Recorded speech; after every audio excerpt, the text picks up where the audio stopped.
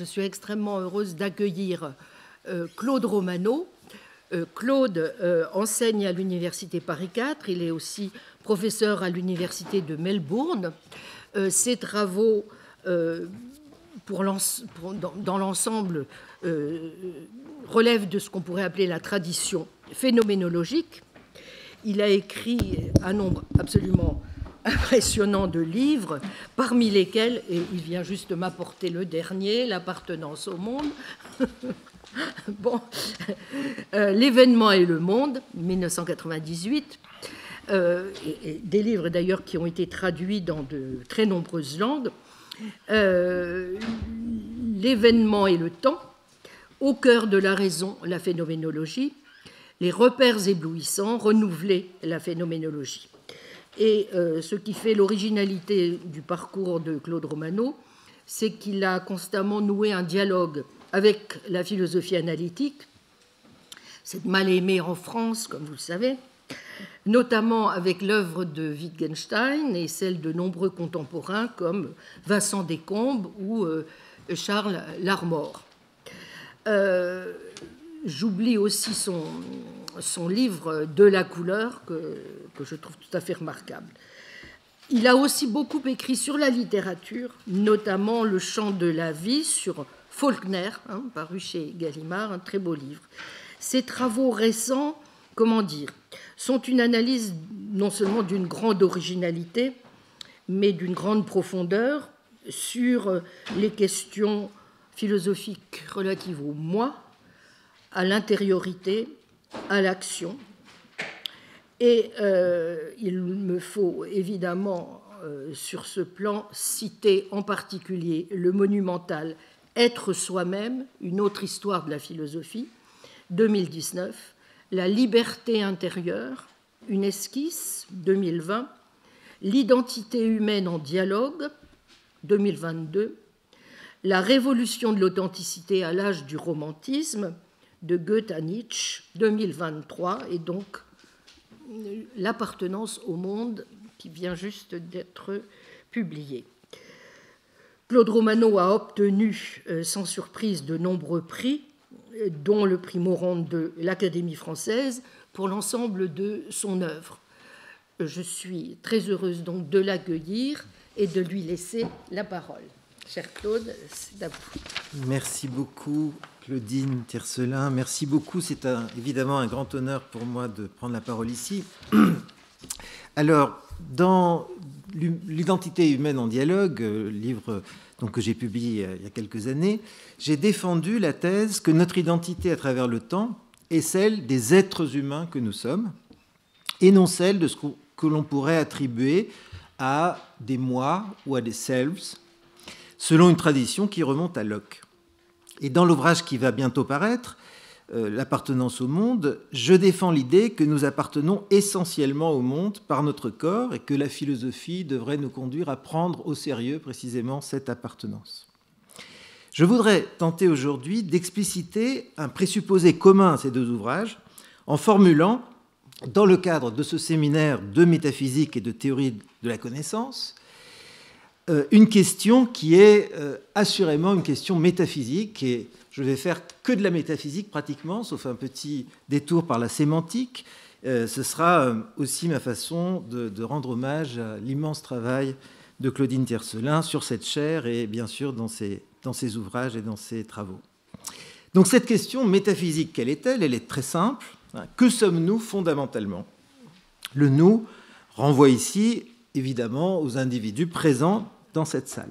En d'autres termes, quelle est notre nature essentielle ? La réponse que j'aimerais défendre paraîtra à première vue d'une consternante banalité. Nous sommes essentiellement des êtres humains, des spécimens de l'espèce Homo sapiens.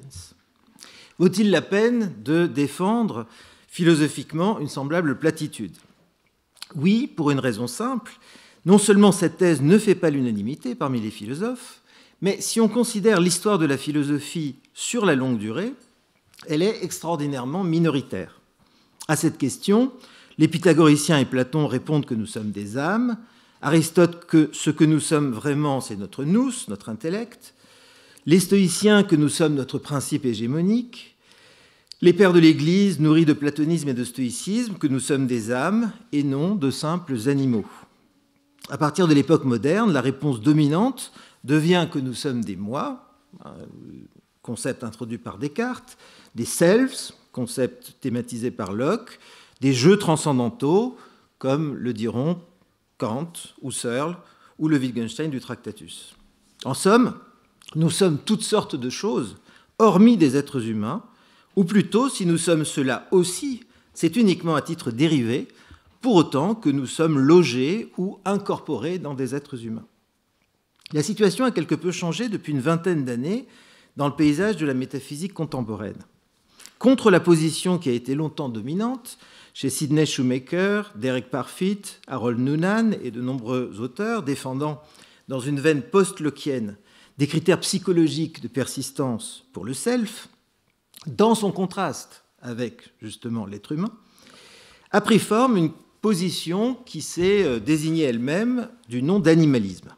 Elle regroupe des auteurs tels que William Carter, Peter Unger, Peter Van Inwagen, David McKee, Eric Olson, Paul Snowden et d'autres.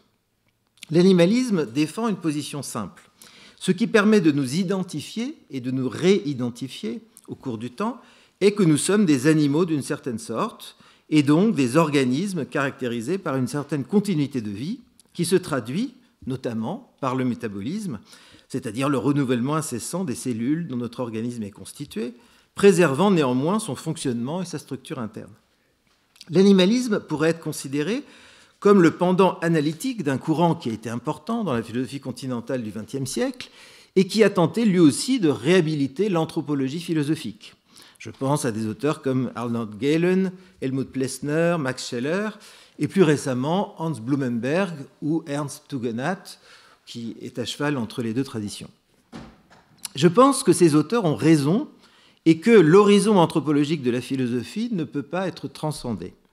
Je crois aussi qu'il n'y a pas de raison sérieuse de prétendre le transcender, comme tant de philosophes contemporains ont prétendu le faire, de Marx et Nietzsche à Foucault et Derrida, en passant par Husserl et Heidegger.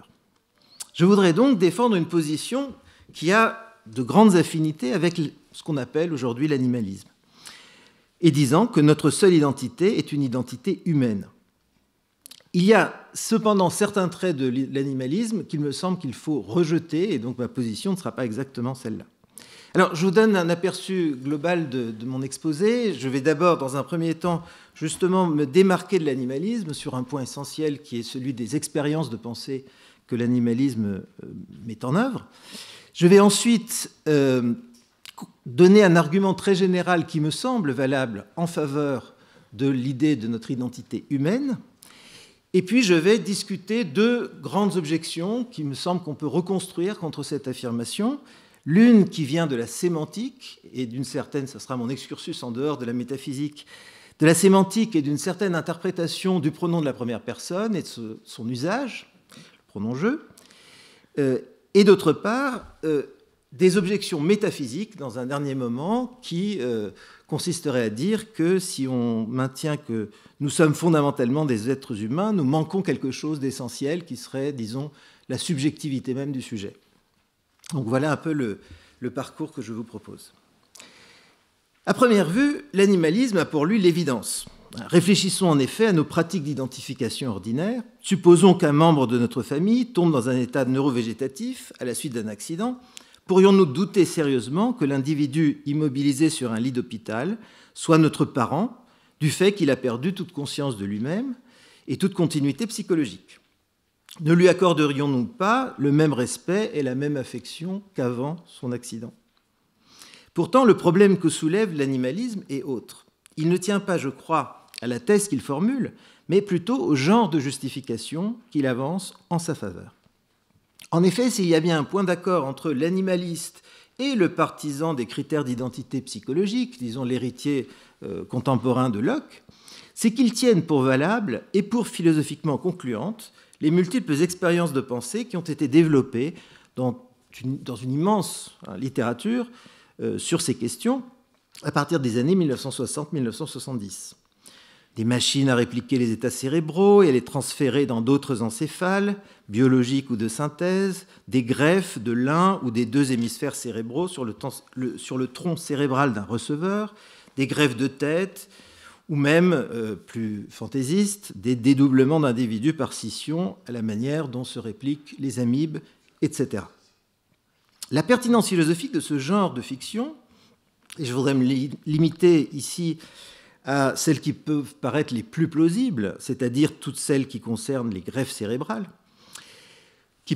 fiction qui prolonge celle de Locke, par exemple la fameuse expérience de pensée d'un prince qui serait soudain plongé dans le corps d'un savetier, mais qui conserverait tous les souvenirs lui ayant appartenu. Ces expériences de pensée, leur validité donc, ne font pas débat entre les animalistes et leurs adversaires post-lockiens. Mais de telles expériences de pensée sont-elles réellement informatives et éclairantes sur le plan philosophique ? Décrivent-elles autre chose que de simples possibilités logiques ? Donc décrivent-elles des possibilités réelles, qu'elles soient physiques ou métaphysiques ? Je précise que mon propos n'est pas de contester la valeur des expériences de pensée en général en philosophie, et en particulier en métaphysique, mais plutôt de me pencher sur ce type bien particulier d'expérience de pensée sur lequel reposent au fond toutes ces argumentations. Ces exposés commencent généralement par invoquer les acquis de la science. La chirurgie est parvenue, à ce jour, à effectuer des greffes de multiples organes. Les auteurs en concluent que rien ne s'oppose, en principe, à ce qu'on puisse accomplir un jour une greffe cérébrale, même si les champs sont minces. Comme le disent la plupart d'entre eux, même si nous ne parvenons jamais à réaliser de telles greffes, l'impossibilité n'en est que technique. Mais une impossibilité technique peut vouloir dire deux choses. Ou bien que la chose est métaphysiquement possible, c'est-à-dire est vraie au moins dans un monde possible, dont les conditions empiriques sont suffisamment proches de celles du nôtre, mais que nous ne disposons pas pour l'heure de la technique pour réaliser cette opération, ou bien, ce qui est très différent, qu'elle est techniquement impossible parce qu'elle est métaphysiquement impossible, et qu'une telle technique est donc impossible à développer. C'est deux lectures très différentes, évidemment. Dans le second cas, on peut douter que les expériences de pensée, si elles portent sur des impossibilités réelles, puissent jeter la moindre lumière sur la nature de notre identité. Or, curieusement, ces questions ne sont que très rarement abordées dans toute cette vaste littérature qui fait comme si la légitimité de ces expériences de pensée allait de soi. La science est généralement invoquée au départ de ces fictions, mais on s'empresse ensuite de la mettre de côté en évitant soigneusement de préciser les conditions empiriques dans lesquelles ces scénarios imaginaires sont supposés se dérouler. La science est utile quand il s'agit de justifier la possibilité de greffe en général, ou quand il s'agit de dire qu'un individu peut vivre de manière quasi normale avec un seul de ses hémisphères cérébraux, mais elle devient superflue lorsqu'il s'agit de se demander si des greffes cérébrales sont tout simplement possibles au regard de ce que la science nous apprend du cerveau, et donc si ces univers fictionnels représentent des mondes possibles et ne nous entraînent pas simplement dans l'univers de la fable. Or, dans l'état actuel de la science, les greffes cérébrales ne semblent pas possibles et même semblent ne pouvoir jamais être possibles. C'est un point en tout cas sur lequel règne un vaste consensus au sein de la communauté scientifique. Je me bornerai à mentionner brièvement 3 raisons pour lesquelles une greffe cérébrale, totale ou partielle, sur le tronc cérébral d'un receveur ne semble pas biologiquement et donc aussi métaphysiquement possible. J'en donne 3, mais il y en aurait beaucoup plus en vérité. Tout d'abord, pour qu'il y ait greffe, il faut la formation d'un lien entre l'organe implanté et l'organisme, et donc la production en masse d'un grand nombre de cellules nerveuses. Or, le corps ne fabrique ces cellules que très lentement. Il faudrait donc supposer que le cerveau demeure de longues semaines dans la boîte crânienne du receveur, sans être relié au reste de l'organisme, tout en demeurant en vie, ce qui semble impossible. Deuxièmement, pendant toute l'opération, mais aussi toute la phase de cicatrisation, le chirurgien devrait maintenir la vascularisation du cerveau intacte grâce à une myriade de vaisseaux minuscules qui l'irriguent, car un cerveau qui ne reste que quelques secondes sans l'oxygène apporté par le flux sanguin commence à mourir. Des populations de neurones sont aussitôt irrémédiablement détruites. En l'absence d'une telle prouesse, ce qu'on prélèverait et qu'on grefferait sur le corps d'un receveur, c'est un cerveau mort, et donc on voit mal comment la greffe d'un cerveau nécrosé pourrait permettre de prolonger la vie du receveur. Enfin, troisième raison très générale, s'il y a bien une chose que nous apprenne aujourd'hui la neurologie, c'est qu'à la différence d'un rein ou d'un poumon, dont la structure est très proche d'un être humain à un autre, chaque cerveau est quelque chose d'absolument unique, et dont l'architecture neuronale, le système que forment les myriades de connexions entre les milliards de neurones qui le constituent, est également unique. Cet enchevêtrement complexe, appelé connectome, reflète toute la vie passée de cet animal-là. Non seulement les expériences qu'il a faites, mais toute son histoire, y compris évidemment son histoire organique.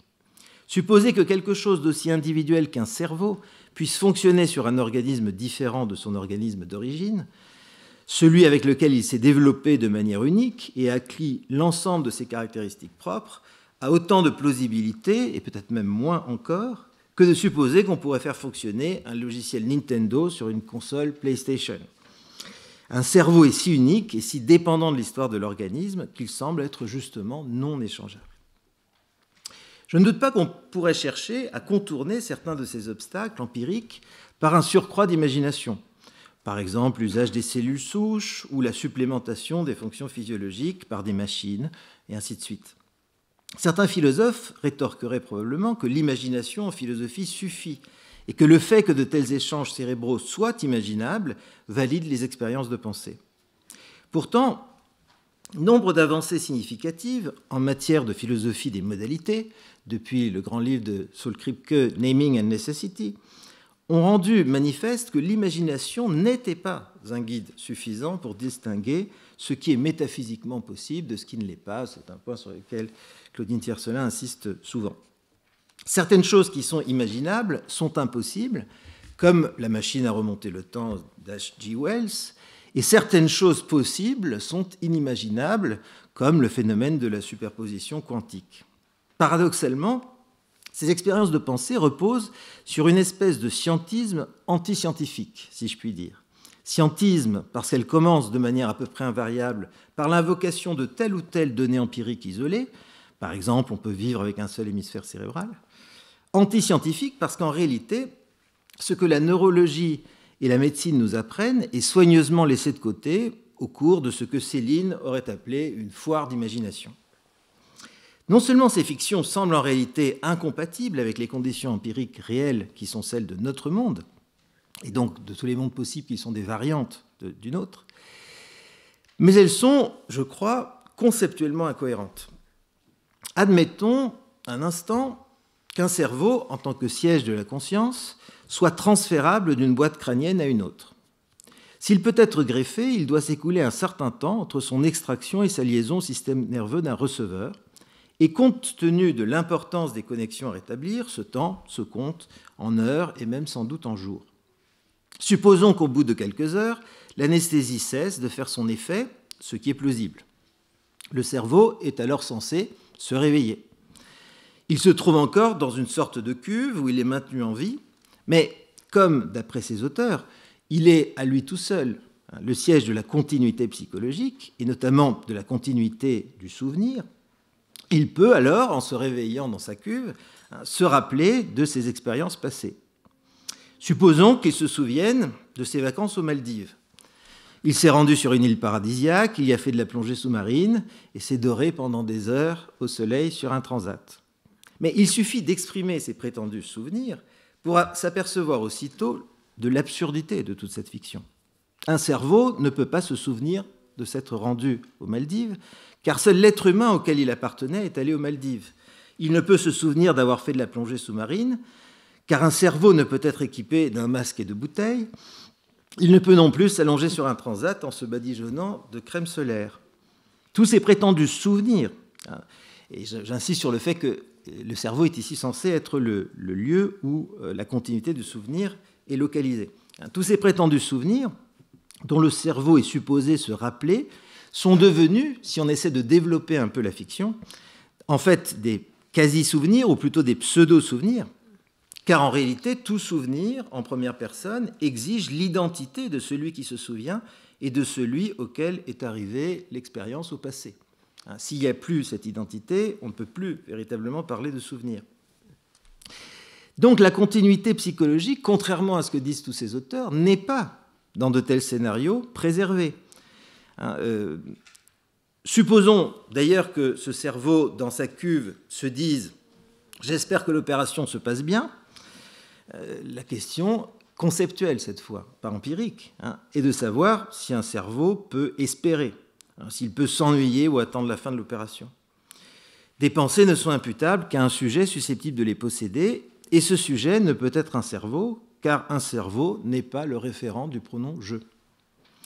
Il suffit ainsi de donner un peu d'épaisseur à ces fictions, de les développer, puisque généralement elles font une ellipse narrative entre le moment où on endort le patient et le moment où il se réveille dans le corps d'un receveur, pour voir qu'en fait, on ne parvient pas à formuler de manière cohérente ce qu'elles sont supposées dire. À l'opposé de ce scientisme, qui a tendance donc à transformer la science, je crois, en fable, je pense que le philosophe serait mieux inspiré de faire appel à la fable qui s'assume comme telle et dont les conclusions sont beaucoup plus nuancées. L'un des derniers récits de Thomas Mann, qui est intitulé Die Vertauschen Köpfe, les têtes interverties, inspiré librement d'une fable sanskrite, le Vetala Pashavimsati, met en scène deux amis d'enfance, Shridaman et Nanda, amoureux de la même jeune femme, qui s'appelle Sita. Celle-ci épouse Shridaman, mais se découvre secrètement amoureuse de Nanda, jusqu'au jour où son époux, désespéré par la situation, décide de se donner la mort en se tranchant lui-même la tête. Puis, lorsqu'il est découvert par son ami Nanda, provoque le suicide de celui-ci, qui refuse de lui survivre et qui exécute le même geste atroce. Découvrant le carnage, Sita veut se pendre, mais la déesse Durga, dans le temple de laquelle s'est accompli le double suicide, arrête son geste et lui promet de ramener à la vie les deux jeunes gens. Dans l'état de trouble et de sidération où elle se trouve, Sita fait une erreur dans le rituel qu'elle accomplit, ce qui a pour effet que chaque tête se ressoude au mauvais corps. Le corps de Shridaman reçoit la tête de Nanda et vice-versa. Or, loin que le récit de Thomas Mann considère comme une question tranchée, si je puis dire, de savoir, dans cette inversion de tête, qui est qui, faisant ainsi du cerveau et de lui seul le siège de l'identité, il ne cesse de questionner cette évidence. Sita est enceinte, mais qui est à présent son mari ? Est-ce celui qui possède la tête de son époux, la partie la plus noble de son corps ? Ou est-ce celui qui possède l'ancien corps de Shridaman, puisque, après tout, seul ce corps est le géniteur de l'enfant ? Les deux rejetons des deux héros se disputent Sita et sont incapables de se mettre d'accord. Ils vont demander conseil à un anachorète qui donne raison tour à tour à celui qui a reçu le corps de Shridaman, puis à celui qui a hérité de sa tête. Sita est d'abord toute heureuse d'avoir pour mari un homme qui à présent dispose à la fois de la noble tête de Shridaman et du corps athlétique et attirant de Nanda. Elle est comblée. Mais très vite, elle se met à dépérir. Elle prend conscience de ce qu'elle n'était pas seulement amoureuse du corps de Nanda et que ce corps ne saurait lui suffire. Elle rejoint donc l'autre des deux rejetons de ce prodige dans la forêt où il s'est retiré pour méditer. Incapable de trouver une issue à cette situation inextricable, où l'un des deux amants trompe l'autre avec sa femme, mais aussi avec le corps lui ayant appartenu, les personnages décident de s'immoler tous les trois. Là où le philosophe semblait assuré de ses conclusions à des scénarios pseudo-scientifiques, le romancier, au contraire, n'a de cesse de questionner par la fable les réponses trop évidentes. Or, il me semble qu'à tout prendre, ici, c'est le romancier qui a raison. Concernant ces expériences de pensée et d'autres du même type, la conclusion qui me semble la plus plausible est qu'elles ne permettent de rien conclure du tout. Nous ne savons tout simplement pas quoi penser d'une situation dans laquelle le cerveau de A serait greffé sur le corps de B et où B présenterait tous les traits de personnalité et les souvenirs de A. La seule chose que nous serions tentés de dire est que nous ne comprenons rien à ce galimatia et qu'un prodige a dû se produire. Nous ne serions pas dans une meilleure situation pour dire ce qui se passe que si, tout d'un coup, quelqu'un se mettait à léviter devant nous. Loin de nous permettre de tester nos intuitions à propos de l'identité et de la persistance, comme le pensent tous ces philosophes, de tels scénarios ne pourraient, je crois, au mieux, que nous permettre de corroborer des préjugés culturels et religieux relatifs, par exemple, à la survie de l'âme ou éventuellement à notre toute-puissance technologique. Je voudrais donc plaider ici pour une approche de ces questions qui laisse entièrement de côté les expériences de pensée et qui donc reformule le problème à partir d'un autre point de départ. Donc, je voudrais vous présenter ce qui me semble être au contraire un argument défendable pour essayer de soutenir cette thèse en dehors de toute expérience de pensée particulière. Peut-on donc avancer d'autres raisons en faveur de ce que j'appelle notre identité humaine, c'est-à-dire de l'idée selon laquelle notre identité numérique à travers le temps est fondamentalement celle des organismes vivants que nous sommes.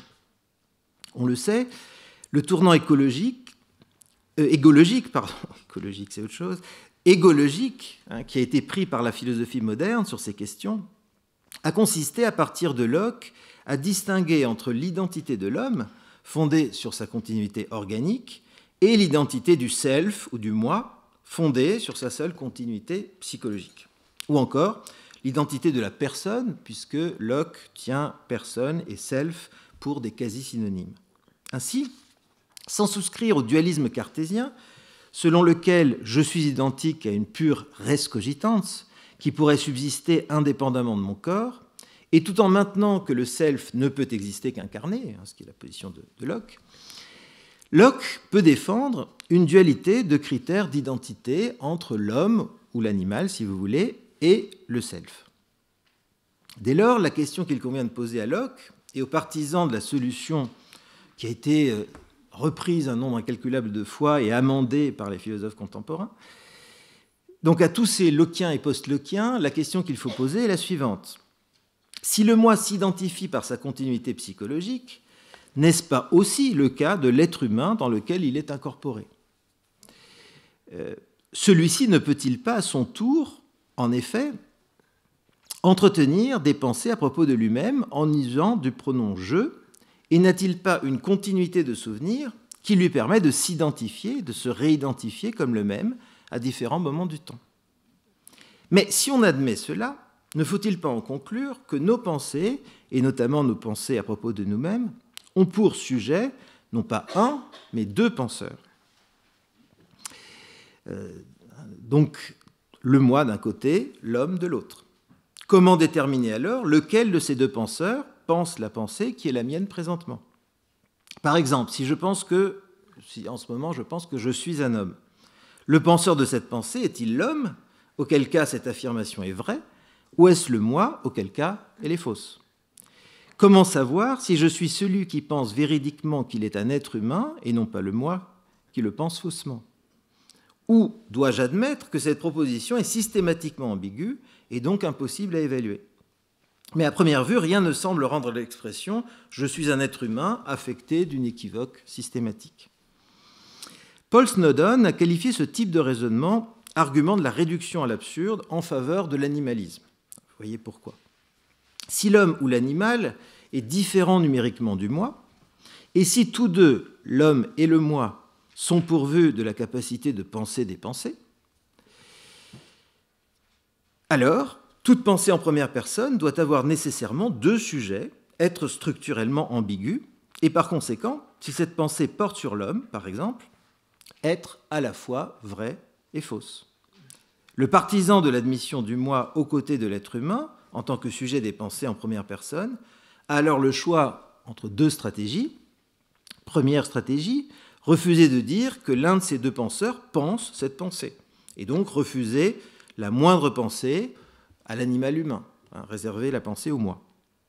Ou bien, deuxième possibilité, accepter que cet animal pense, l'animal humain, mais lui dénier la possibilité de faire référence à lui-même au moyen de l'indécical « je », et réserver cette possibilité au seul moi.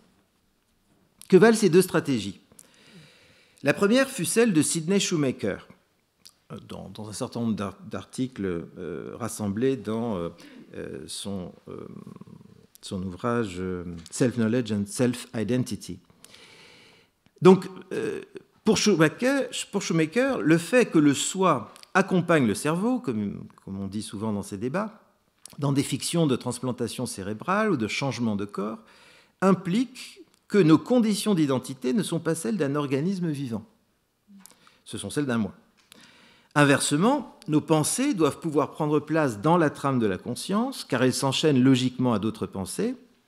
Il s'ensuit que l'animal humain n'est pas le bon substrat des pensées, car il ne possède pas le bon type de persistance. En somme, étant donné que l'homme ne persiste pas en vertu d'une continuité psychologique, puisqu'il peut tomber par exemple dans un état neurovégétatif, il n'est pas un substrat légitime d'attribution de pensée, et il faut en conclure donc que l'homme ne pense pas. Shoemaker n'affirme pas expressément ce point, mais il découle de ses prémices. Or, une telle conclusion semble pour le moins incongrue. Si l'homme est celui qui, enfant, a été à l'école, a appris le français et a développé toutes sortes de compétences intellectuelles, comment se fait-il qu'il ne puisse ni penser ni faire référence à lui-même? Donc cette solution paraît extraordinairement paradoxale. La seconde stratégie, adoptée par exemple par Harold Noonan, consiste à concéder que l'être humain pense, mais à lui refuser un certain type de pensée, les pensées en première personne. Noonan est bien forcé, en effet, pour défendre ce sujet des pensées qu'est le moi, par contraste avec l'être humain, il est bien forcé d'admettre que, prise littéralement, la définition de la personne de Locke, ou du self, pourrait en fait parfaitement s'appliquer à l'homme. Je rappelle cette fameuse définition qui est un être pensant et intelligent, capable de raison et de réflexion, et qui se peut considérer soi-même comme le même, comme une même chose qui pense en différents temps et en différents lieux. Comment dès lors éviter la conclusion que l'homme lui aussi peut user de réflexion, faire référence à lui-même, et donc entretenir exactement le même genre de pensée que le moi, en sorte que leur distinction entre l'homme et le moi devient, sinon franchement absurde, du moins totalement arbitraire. C'est pourquoi Noonan propose de substituer à la définition lockienne du moi une définition plus minimale. Le moi est simplement, dit-il, l'objet de l'autoréférence. Donc on le définit simplement comme le référent du pronom « je ». Cela lui permet d'affirmer que dans le cas où le moi et l'homme coïncident, c'est-à-dire partagent la même matière, ils ne sont pas identiques puisque l'homme peut bel et bien penser des pensées en première personne, mais que dans ces pensées, la référence de « je » n'est pas lui-même, mais son moi, c'est-à-dire l'objet de l'autoréférence. Ainsi, plutôt que de conclure, vous voyez les contorsions auxquelles il faut se livrer pour sauver ce fameux moi, plutôt que de conclure que seul le moi peut penser des pensées, comme le faisait Shoemaker, Noonan conclut que le moi et l'homme pensent tous deux et pensent même des pensées en première personne, mais qu'ils emploient « je » différemment, le second pour référer à lui-même, le premier pour référer à un autre, c'est-à-dire à un moi. Mais évidemment, la question est, ne tombe-t-on pas ainsi de Charybde dans Scylla ? Noonan remplace une conclusion fortement contre-intuitive par une conclusion qui relève d'un pur mystère. Comment comprendre que deux entités qui sont constituées de la même matière et entretiennent même en apparence les mêmes pensées, y compris les mêmes pensées indexicales, emploient néanmoins le pronom de la première personne différemment et ne fassent pas référence à travers lui au même objet? On se demande si la solution de Shoemaker n'était pas malgré tout un peu plus plausible. On a maintenant affaire à une situation totalement aberrante de deux sujets dotés de deux vies mentales apparemment identiques et qui demeurent néanmoins numériquement distincts et pensent des pensées qui ont en réalité des sens différents, alors même qu'elles s'expriment à travers les mêmes mots. Mais comment le même mot prononcé par la même bouche peut-il avoir deux références distinctes selon qu'il est prononcé par l'homme ou par le moi? Non seulement cette solution frôle l'absurdité, mais elle ne permet même pas de résoudre le problème auquel elle était censée répondre. Ce problème était celui, je le rappelle, de savoir comment le locuteur peut savoir lequel des deux pense ses pensées, du moi ou de l'homme, et donc auquel des deux je fait référence, et partant, quelle valeur de vérité possède son énoncé. Noonan n'apporte aucune réponse à ce problème. Baptiser moi l'objet de l'autoréférence ne règle absolument pas cette question-là. Il y a plus grave. À présent, lorsque l'homme affirme « je suis un homme », ce qu'il dit est analytiquement faux. puisqu'il ne peut faire référence au moyen du pronom « je » qu'au moi, et que le moi, par hypothèse, n'est pas l'homme. L'homme profère donc un énoncé qui est faux a priori. Inversement, « je suis un moi » énoncé par le moi devient un énoncé vrai a priori, et même analytiquement vrai, en vertu de la définition du moi comme objet de l'autoréférence. Or, le moins que l'on puisse dire est qu'un tel énoncé, « je suis un moi », ne semble à première vue ni a priori ni analytique.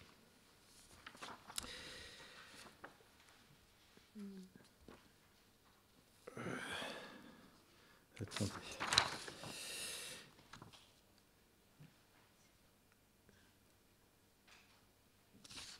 Alors, il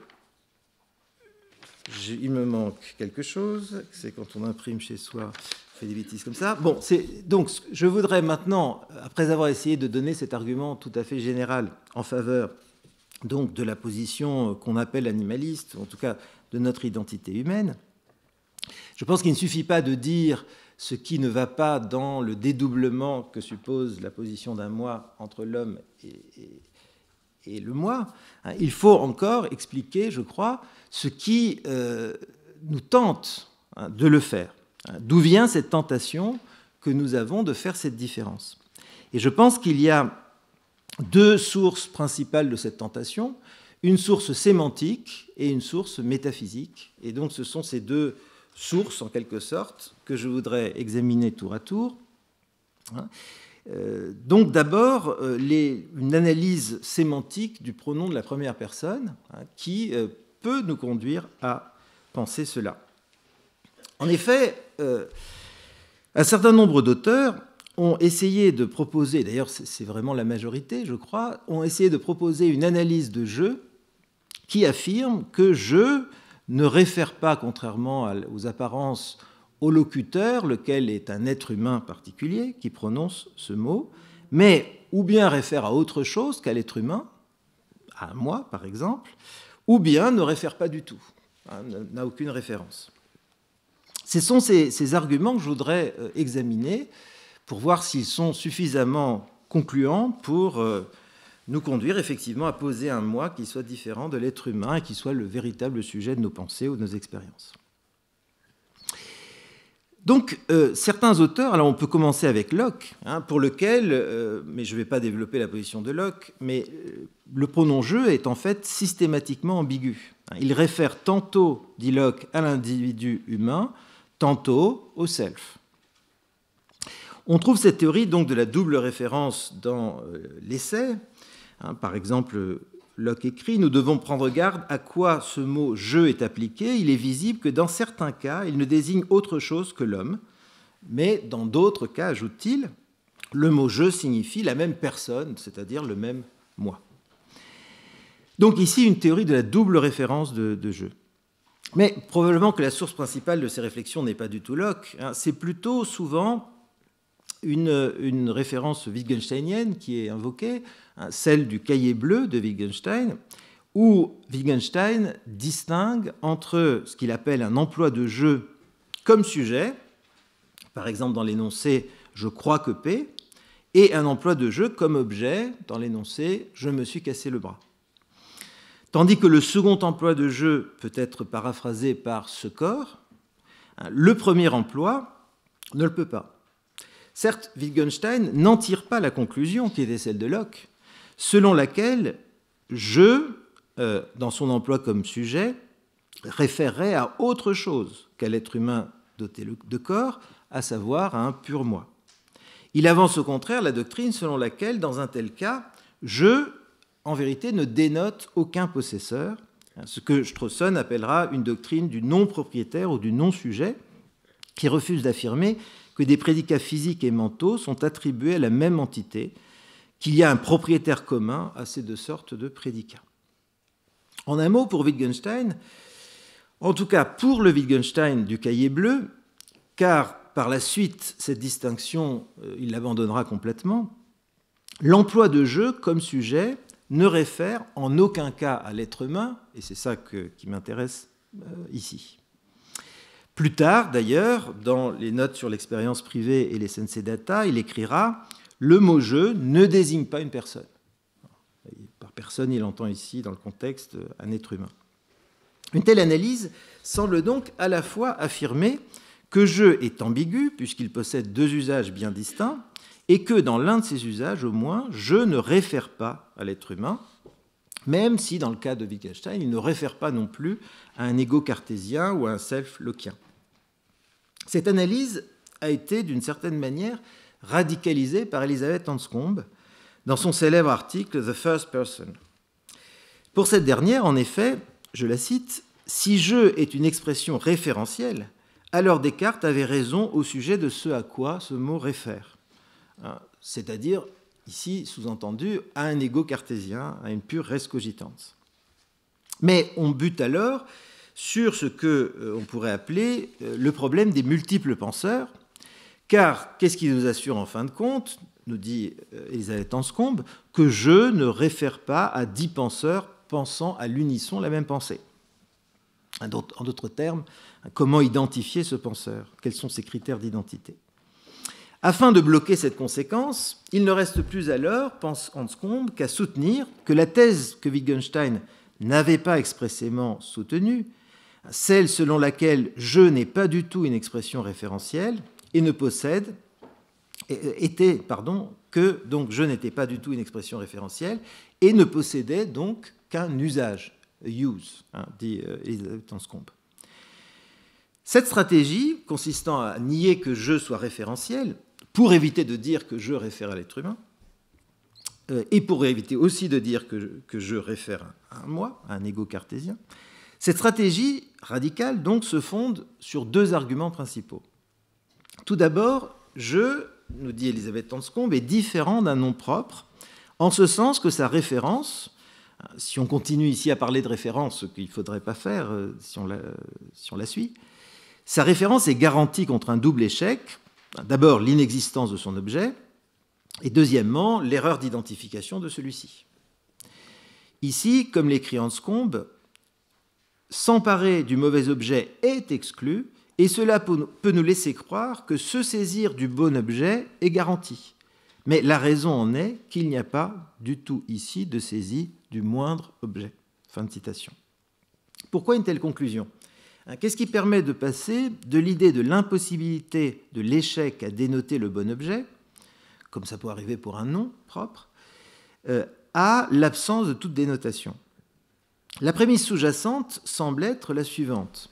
Là où il y a référence, il y a aussi sélection du référent, et donc identification de celui-ci soumise à des critères. Or, ce n'est pas le cas pour l'emploi de « je » comme sujet, qui ne repose pas sur des critères d'identification. Par conséquent, on ne saurait parler ici non plus de référence. Mais cet argument ressemble fort à un non sequitur. Pourquoi, en effet, faudrait-il admettre que, pour que « je » ait une référence, son emploi devrait reposer sur une identification de son référent et sur une identification soumise à des critères?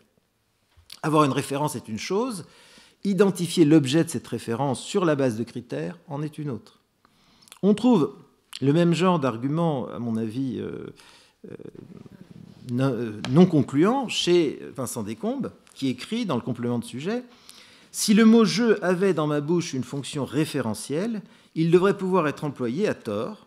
En revanche, s'il était nécessairement employé pour désigner correctement la personne du locuteur, alors ce mot n'aurait plus cette fonction de sélection du référent que j'ai choisi parmi d'autres qui étaient possibles. » Donc, vous voyez, on associe l'absence de référence à l'absence de sélection du référent, mais ce sont deux choses distinctes. La sélection peut se faire automatiquement sans que j'aie à sélectionner quoi que ce soit. On ne peut pas, je crois, cet argument n'est pas concluant parce qu'on ne peut pas inférer sans plus de ce que la détermination de la référence d'un mot ne repose pas sur l'emploi de critères, que ce mot n'a pas de référence. Un second argument d'Anscombe est que, alors toujours un argument pour écarter l'hypothèse que « je » renverrait à l'être humain, et que si « je » est référentiel, s'il doit être analysé comme une espèce de nom pour un objet, elle écrit « Nous sommes amenés à rechercher quelque chose qui, pour chaque utilisateur de « je », serait la conception reliée au prétendu nom « je », comme la conception d'une ville l'est aux noms Londres et Chicago. » Fin de citation. En présupposant ici la distinction frégéenne entre sens et référence, Sinn et Bedeutung, le sens étant le mode de données de la référence, Anscombe affirme que pour que je soit référentiel, son emploi doit être gouverné par un concept sortal, de même que la référence de Londres dépend de la compréhension de ce nom comme étant celui d'une ville. Mais pourquoi ne pas admettre que le concept sortal qui gouverne l'emploi référentiel de je est tout simplement celui d'être humain? Je référerai alors à l'être humain qui prononce ce mot, en tout cas jusqu'à ce qu'on découvre d'écritures extraterrestres qui emploient le mot « je ». Or, on voit bien pourquoi Anscombe rejette une telle solution sans même la considérer. C'est que pour elle, si par hypothèse, je référais à quelque chose, cela ne pourrait être qu'un ego cartésien, ce qu'elle dit expressément. Nous sommes donc en plein paradoxe. Alors que ces analyses avaient pour but d'écarter une supposée référence de je à un moi, à un ego cartésien, Elisabeth Anscombe est forcée de soutenir une thèse qui me semble très contre-intuitive, selon laquelle je serait dépourvu de toute référence. Et donc, Anscombe est amené à adopter une analyse sémantique du pronom de la première personne qui repose sur l'exclusion d'une hypothèse pourtant fort simple, celle qui veut que je référerai au locuteur et donc à l'homme qui prononce ce pronom. Elle suit en cela le principe de Wittgenstein que je citais tout à l'heure, l'axiome selon lequel le mot « je » ne désigne pas une personne. Ce paradoxe est donc que pour éviter tout ego cartésien et tout self en général, Anscombe est obligé d'aller jusqu'à renoncer au caractère référentiel de « je » et donc aussi au fait que cet indexical est gouverné par une règle d'usage simple. Je réfère à la personne ou à l'être humain qui parle et qui, parce qu'elle est douée de conscience de soi, ou il est doué de conscience de soi, peut faire ainsi référence à lui-même au moyen de ce pronom. Or, cette stratégie entraîne plusieurs conséquences problématiques. Premièrement, je ne peux plus être tenu pour un indexical du même type que d'autres indexicaux égocentrés, comme par exemple ici ou maintenant, et qui opéreraient de la même manière qu'eux. Tandis qu'ici dénote le lieu où se trouve le locuteur, maintenant le moment où il parle, on ne pourrait pas affirmer de je qu'il se réfère à la personne même du locuteur. Deuxièmement, deuxième conséquence, à mon avis, problématique, un énoncé tel que « je suis Claude Romano » ne serait plus un jugement d'identité. Dès lors, comment le penser? Comme une proposition prédicative?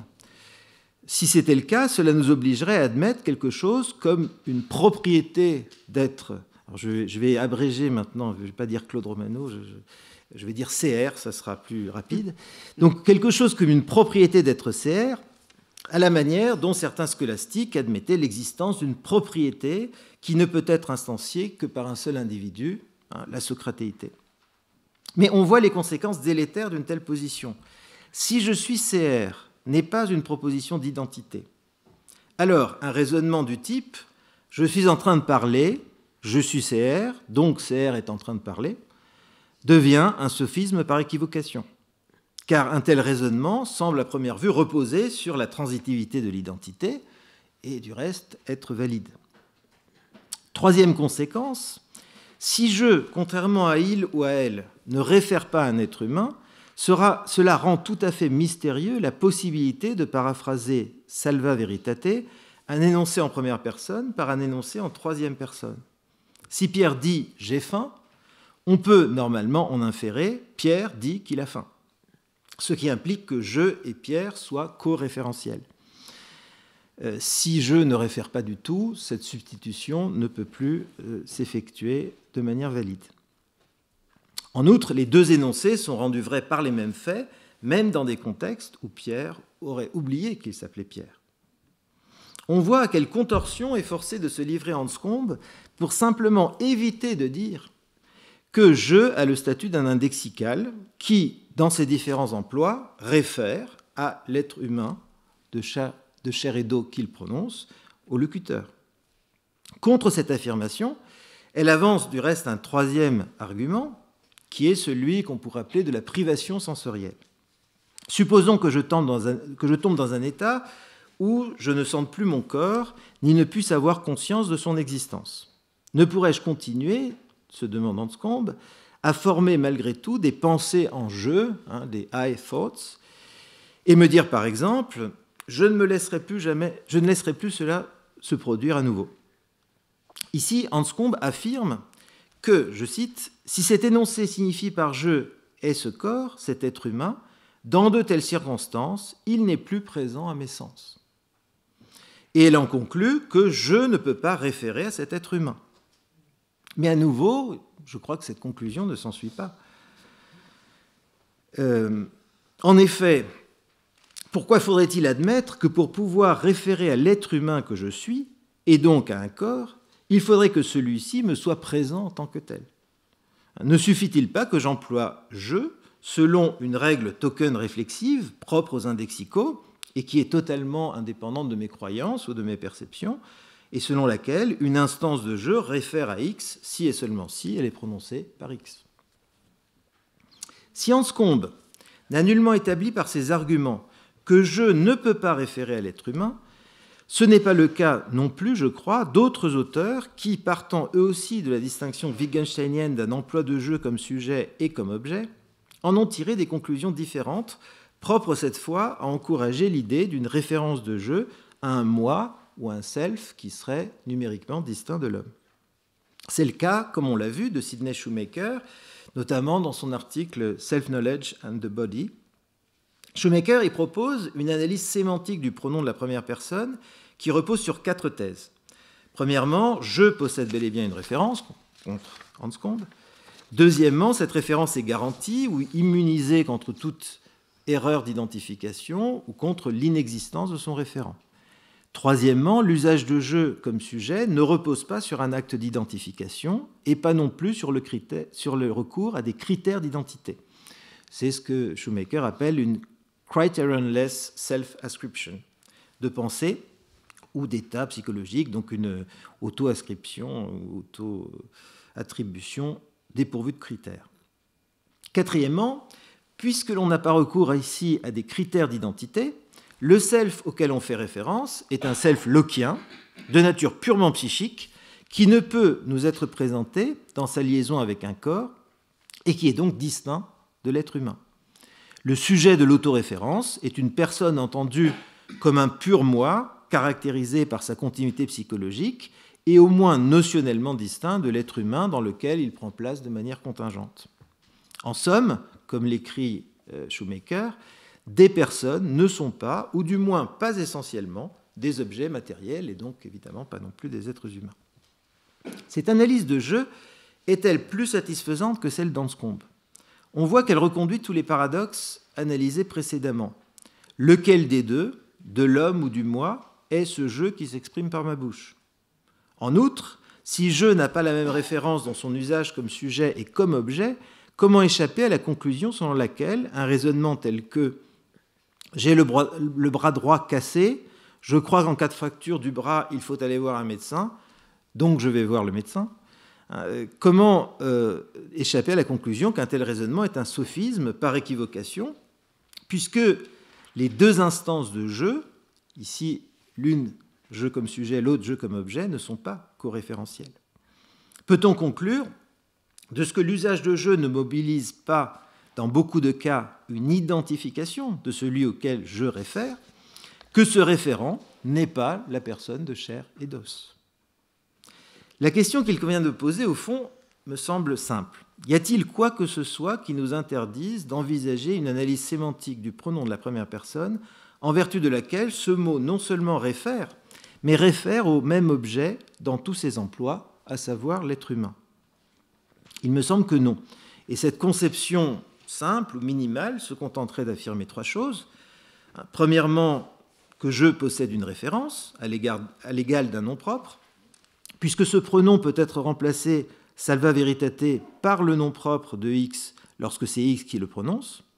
Ici vaut le biconditionnel, l'énoncé de Pierre, je suis G, est vrai, si et seulement si, Pierre est G. Deuxième trait de cette théorie sémantique minimale, je a le statut d'un indexical dont la référence est fixée en vertu de la règle token réflexive suivante. Une instance de je réfère à X si et seulement si elle est prononcée par X. Cette règle, pour déterminer la référence, n'exige pas de la part de celui qui emploie je une application à soi-même de critères d'identification, qui pourraient dès lors échouer ou donner lieu à une erreur. Elle diffère donc en cela de la règle qui régit l'usage d'un nom propre. Enfin, le référent de je, même dans le cas où on emploie un verbe psychologique, comme je crois que P, est la personne, au sens de l'être humain, et nullement un moi privé inaccessible aux autres, selon la version de Shoemaker. Car la perception de l'individu humain, avec ses traits et ses caractéristiques corporelles particulières, avec le son de sa voix, contribue à la saisie de cette référence. Karl Bühler, le grand linguiste allemand, avait insisté à juste titre sur ce trait dans sa théorie du langage. Il soulignait que l'emploi du déictique « je » est essentiellement lié à ce qu'il appelait un regard physiognomonique et donc à la reconnaissance perceptive, par la vision ou par l'audition, de l'individualité humaine de celui qui emploie ce pronom. En d'autres termes, la référence de « je » doit être publique et accessible aux autres pour que ce mot puisse avoir un référent quelconque, même dans le cas où l'auto-attribution ne concerne que des verbes psychologiques ou des propriétés psychologiques. Une telle conception, me semble-t-il, permet à la fois de rendre compte de certains traits spécifiques de l'emploi de je, comme son immunité contre l'erreur d'identification, son emploi dépourvu de critères et fondé sur la seule conscience de soi de celui qui l'emploie, ou encore l'asymétrie entre les emplois du prénom de la première personne et du pronom de la troisième personne, tout en évitant de supposer une dualité d'emploi de je et donc un emploi de je qui ne référerait qu'à un moi privé et non à l'être humain public. J'espère au moins avoir rendu plausible l'idée d'une référence indexicale de je à l'être humain, y compris dans l'auto-attribution des pensées. Je voudrais à présent laisser de côté ces questions de sémantique et, pendant le temps qui me reste, essayer de dire un mot peut-être de l'objection principale, qui est l'objection métaphysique. On pourrait objecter donc au type de position que je voudrais défendre que du point de vue métaphysique, elle laisse de côté quelque chose d'essentiel. Elle laisse de côté ce qu'on pourrait appeler la subjectivité même du sujet, sa donation à soi en première personne, en tant qu'elle est irréductible à toute donation en troisième personne. Elle aligne le statut du sujet de nos expériences sur celui de l'homme empirique, situé quelque part dans le monde et doté d'un corps particulier. Un tel argument se trouve chez de nombreux auteurs, à commencer par l'idéalisme allemand, chez Kant, chez Schopenhauer par exemple. Ceux-ci affirment que le sujet de l'expérience ne peut pas être à son tour un objet d'expérience, qu'il n'est, comme le dit Schopenhauer, qu'un point indivisible qui ne fait pas partie du monde. Dans la philosophie contemporaine, un auteur comme Thomas Nagel est un bon exemple de ce genre de position, bien qu'il rejette pour sa part l'idéalisme qui est souvent associé à ce type de position. Si l'on part en effet, affirme-t-il, d'un monde conçu en termes neutres et objectifs, c'est-à-dire d'un monde centerless, comme il dit, acentré, comprenant des êtres humains, il y a un fait surnuméraire qui ne fait pas partie de l'ensemble des faits dont ce monde est constitué, c'est que j'occupe parmi ces hommes le point de vue subjectif de CR et d'aucun autre. Le monde acentré contient certes CR, mais il ne contient pas le fait additionnel que je suis CR, ou que CR, c'est moi. Bref, un seul de ces hommes est le lieu où se localise mon expérience de ce monde et donc la perspective que j'y occupe.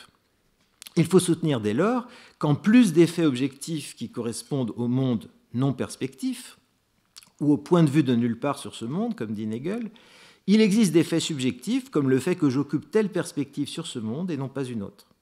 Ce second ensemble de faits ne peuvent être exprimés qu'au moyen d'indexicaux.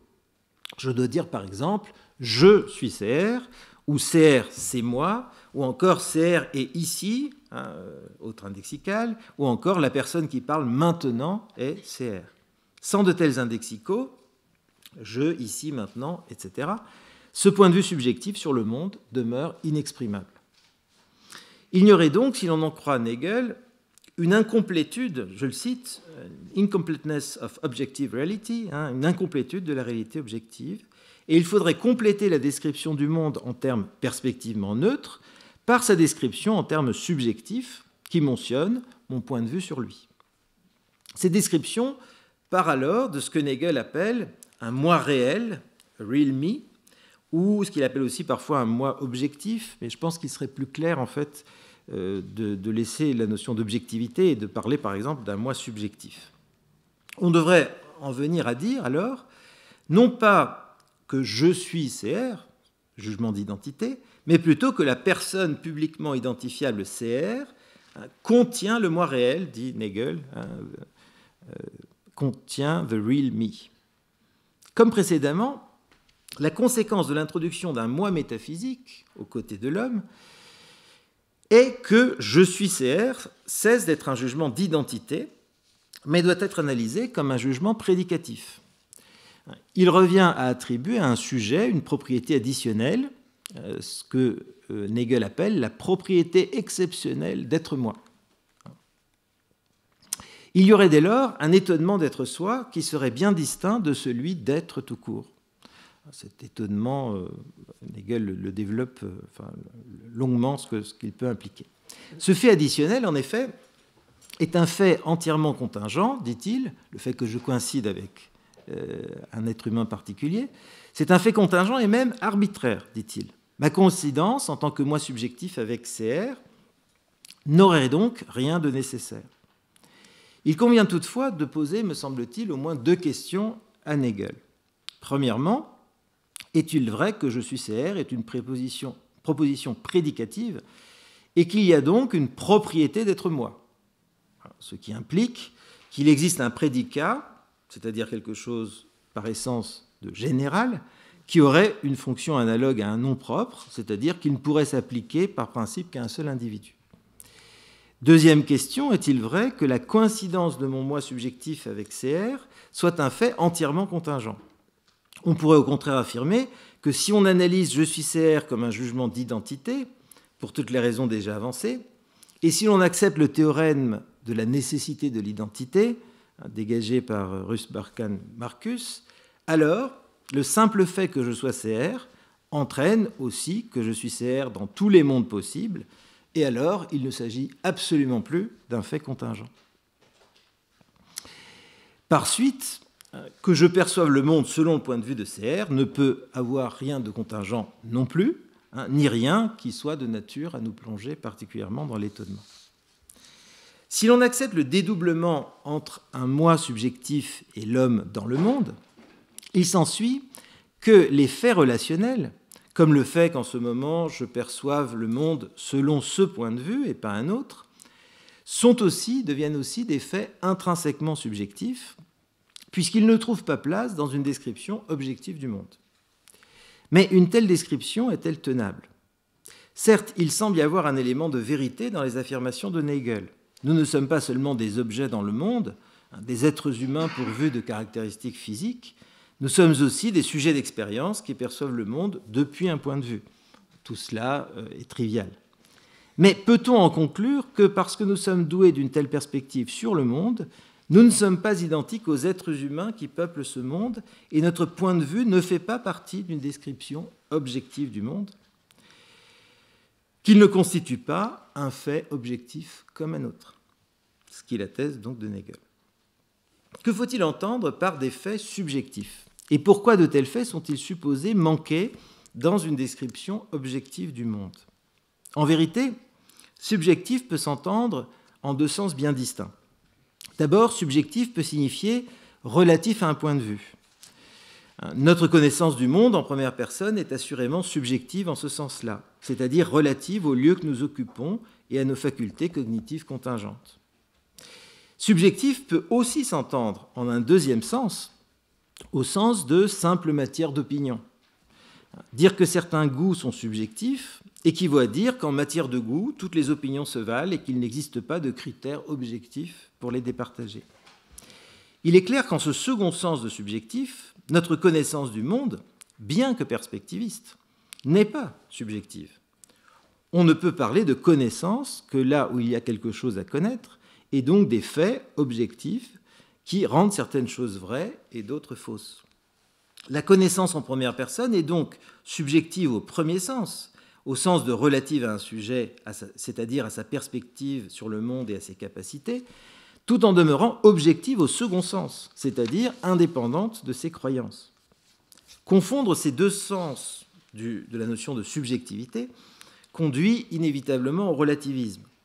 Le fait qu'un jugement tel que « je suis CR » soit relatif à la perspective de celui qui s'exprime, du fait de l'indexical qu'il contient, est alors interprété à tort comme signifiant que ce jugement est également subjectif dans le second sens, est une pure question de point de vue ou est dépourvu de critères objectifs, ce qui est faux.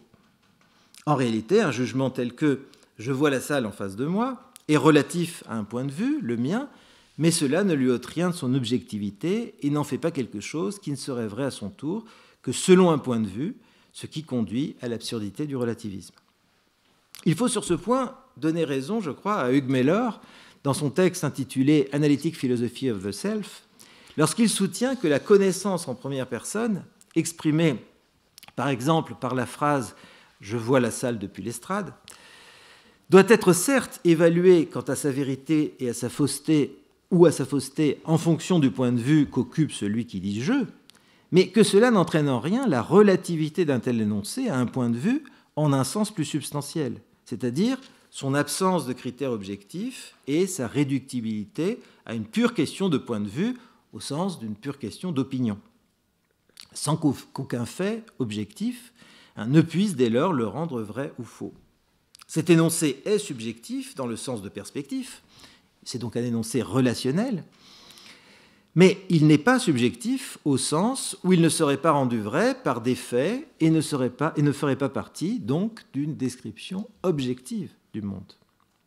Le fait que je suis identique à CR, le fait que si je suis identique à CR, je suis nécessairement identique à CR, je suis ici donc identique dans tous les mondes possibles, a pour conséquence que, contrairement à ce qu'affirme Hegel, le fait que j'occupe la perspective sur le monde de CR est un fait parfaitement objectif et qu'il est tout simplement faux de dire que ce fait n'entre pas dans une description objective du monde.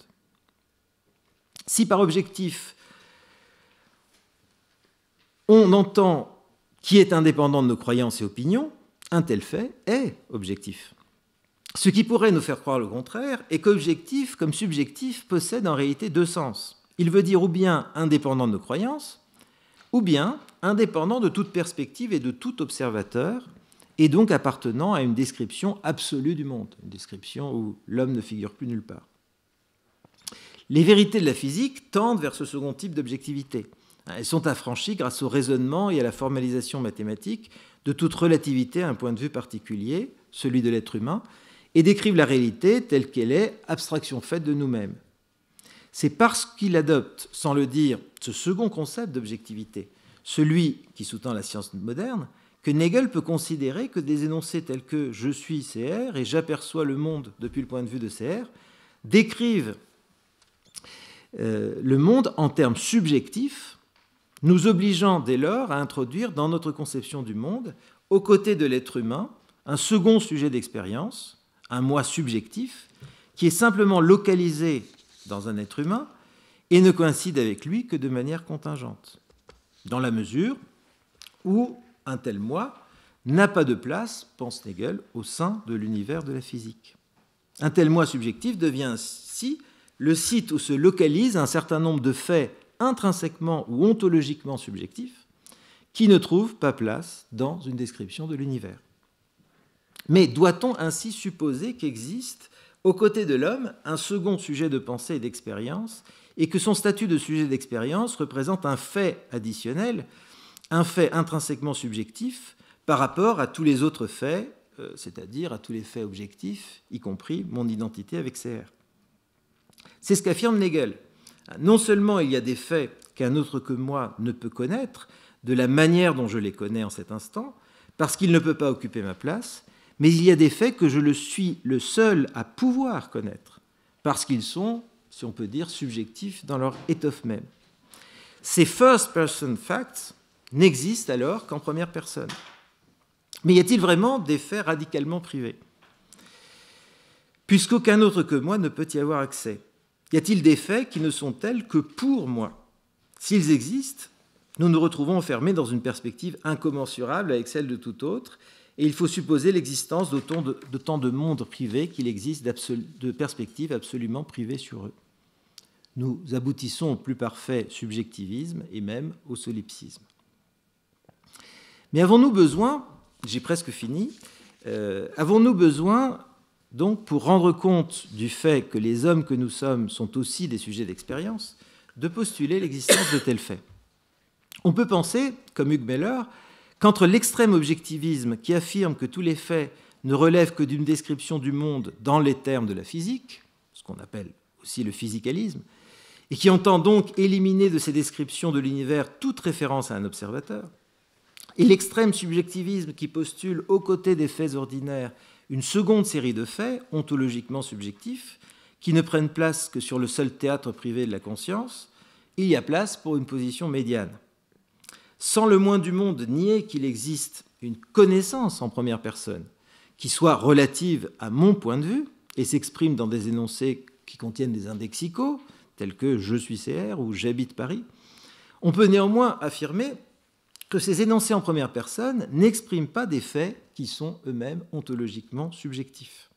Au contraire, ces énoncés ne peuvent être rendus vrais que par des faits en troisième personne, tels que le fait selon lequel CR habite à Paris.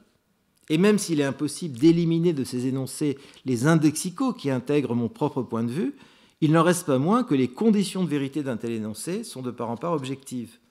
L'énoncé « j'habite Paris » est rendu vrai par les faits objectifs, premièrement qu'il est formulé par CR, et deuxièmement que CR habite Paris, et vous l'aurez observé, aucun de ces faits ne contient un indexical.